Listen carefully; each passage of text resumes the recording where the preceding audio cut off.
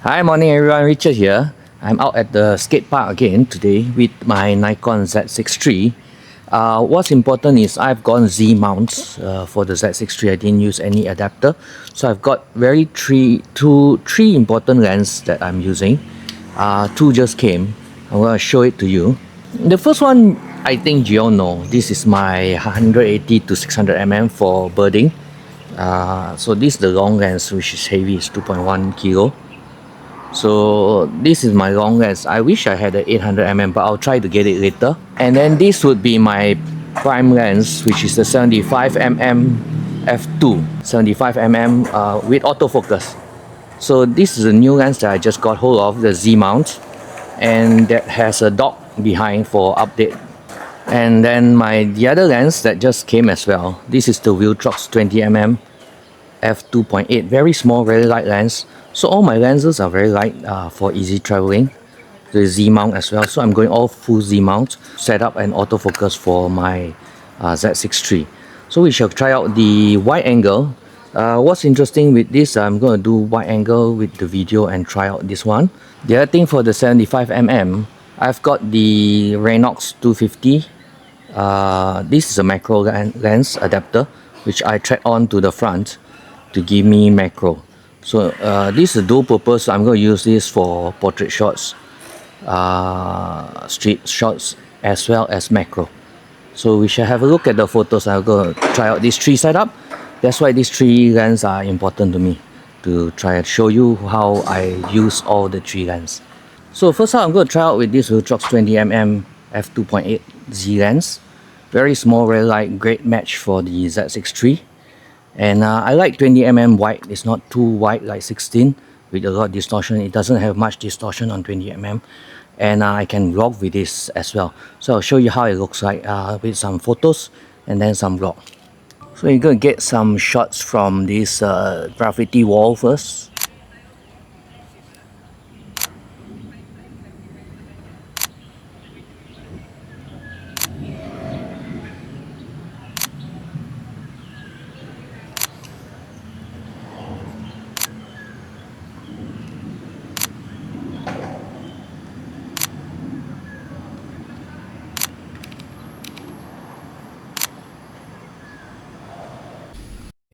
This is the minimum focusing distance. Look at that for this wide angle. Very nice.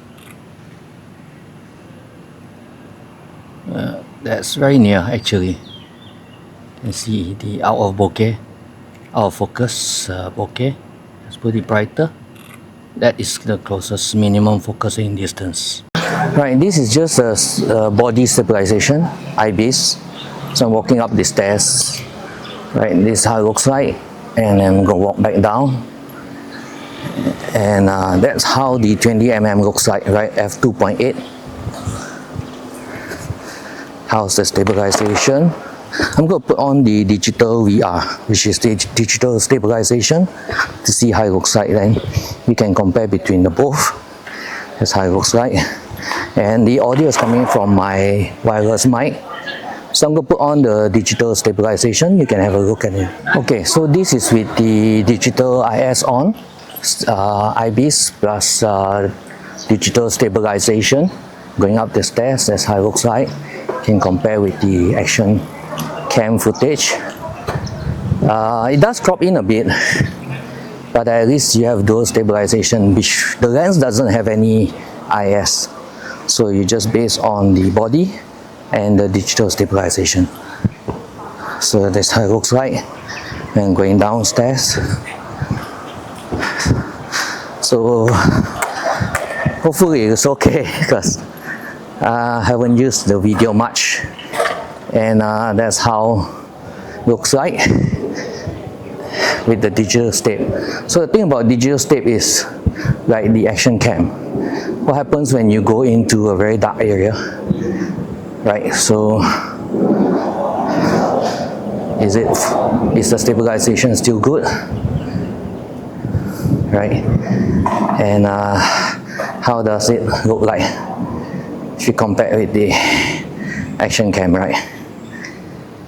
So that's how it looks like in low light.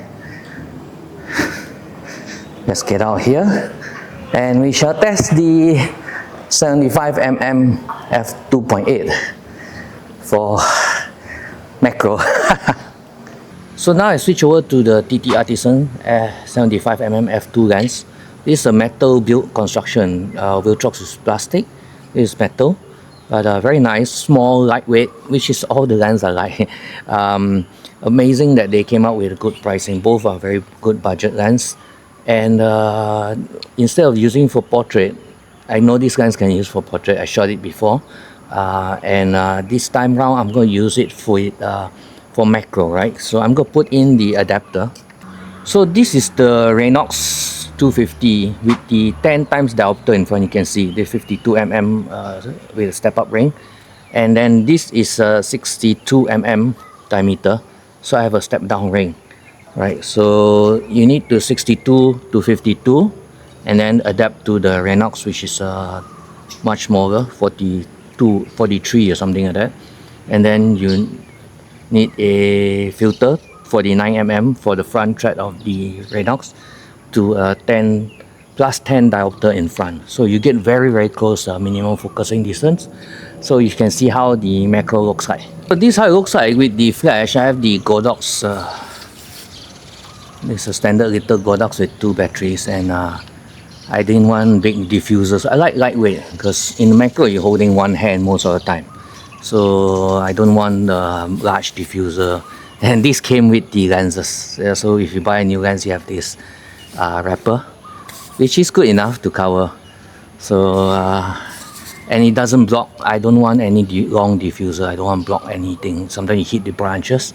So that's how I'm going to do it, and we shall see how the photos come out.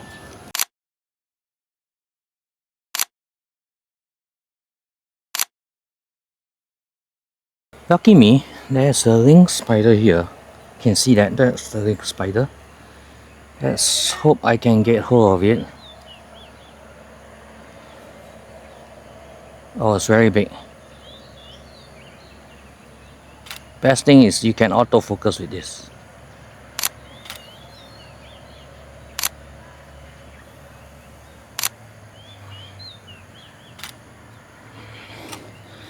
Right, that's how it looks like. Pretty sharp.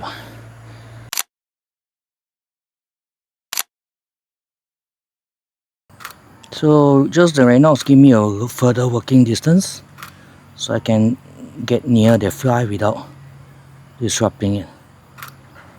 Okay, that's how it looks like. That's nice, look at that, with the compound eyes. Yeah, the reason why I want the autofocus version and using for macros, because I want to do some macro videos, so that's why I want it to be able to autofocus. Oh, just my luck, the robber fly. I've been trying to look at this guy for a while. I hope he's got a victim on his hope he's caught something, else it will just be the robber fly. Hopefully I can see it. Yep. So I'm not going to use the 10x because I need the further working distance.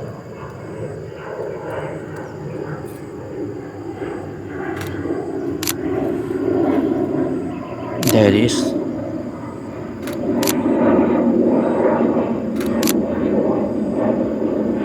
Look at that. That's the robber fly. Wow, I'm very happy. That's just nice. Look at that. Look at that. That just makes my day.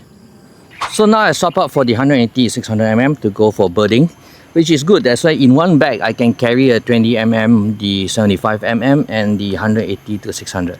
So I can go out the whole day to do my landscape, some macro, even some portraits if I happen to go on to a nice place, and as well as birding. Right, so this is what I strive for, to get a setup that I can carry around when I travel and isn't that too heavy.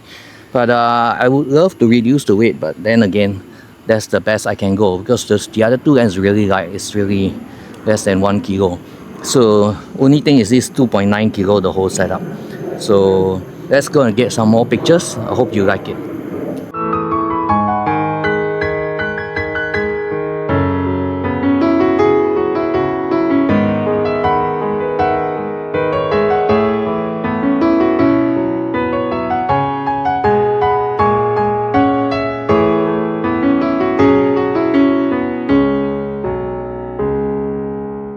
Okay, really, I saw two bee eaters. They're fighting it out. Hopefully I can get some shot of them. Oh, nice pigeon right in front of me. Oh, it just landed right in front of me.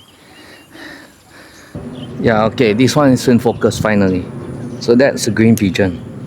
Pink, green pigeon. There's one coming. What's that? It's just a boo-boo. So the autofocus takes some time to grab on. It can't pick it up in very fast, short bursts. It needs some time to recognize the subject.